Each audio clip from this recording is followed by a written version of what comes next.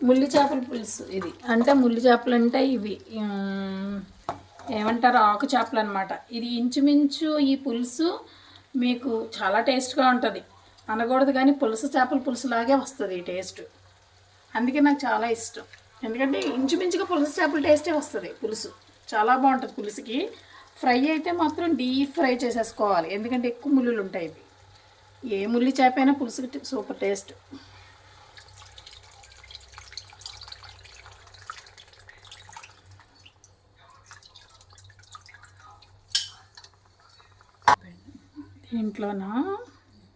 దీంట్లోని ధనియాలు, జీలకర్ర, కొన్ని ఆవాలు, కొంచెం బియ్యం వేయాలి పులుసు అన్న దాంట్లో, కొద్దిగా మసాలాలో వేసి మిక్సీ కొట్టేస్తాను అనమాట.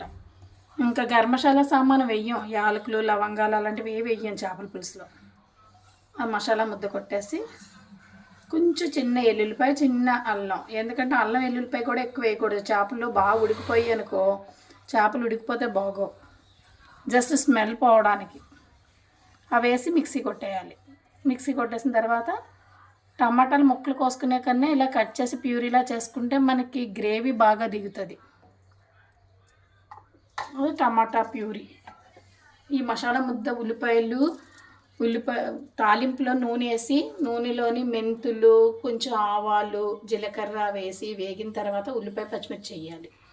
అవి వేగిన తర్వాత మనం నూరి పెట్టుకున్న మసాలా ముద్ద వేయాలి. అది వేగిన తర్వాత టమాటా ప్యూరీ, 2 టమాటాలు ప్యూరీ వేసాక కొంచెం అలా కదిపిన తర్వాత, మగ్గిన తర్వాత చింతపండు పులుపు వేసేయాలి. లేదంటే చింతపండు పులుపు బాగా మరిగిన తర్వాతే చేపలు వేయాలి. లేకపోతే ఇవి విడిపోయి అనుకో ఇంక అసలు చేపలు తినలేము, ముళ్ళులు ఉంటాయి కాబట్టి. ఫిష్ చేస్తాను. ఫిష్ బాగా దించే ముందు వేసాను అనమాట. 10 మినిట్స్ అలా మగ్గిన తర్వాత, ఎక్కువ కాదు, పులుసు అంతా మొత్తం కూర అంతా అయిపోయి ఒక 10 మినిట్స్ 5 మినిట్స్తో దించే ముందే వెయ్యాలి చేపలు. ఎందుకంటే విరిగిపోయి ముళ్ళులు వచ్చేస్తాయి కదా. అయిపోయింది చూడండి, వేసి ఎంత అలా 5 మినిట్స్ చాలు. చూడు మెత్తళ్ళు ఎలాగా దించే ముందు వేస్తాము, అలాగే ఇది కూడా ఒక మెత్తళ్ళ కన్నా ఇంకొక 5 నిమిషాలు ఎక్స్ట్రాగా ఉంచాలండి. అయిపోయిందండి కర్రీ, దగ్గరికి వస్తుంది, అయిపోయింది. ఇలాగా ఆయిల్ ఇది అయ్యాక ఇంకా ఆపేసుకోవాల్సిందే, ఆపేయడమే. ఆపేసి కొంచెం కొత్తిమీర, లేదు ఈ కొత్తిమీర వేడి మీద చల్లుతాం కదా, దీని ఫ్లేవర్ అంతా పులుసులోకి దిగుతుంది అనమాట.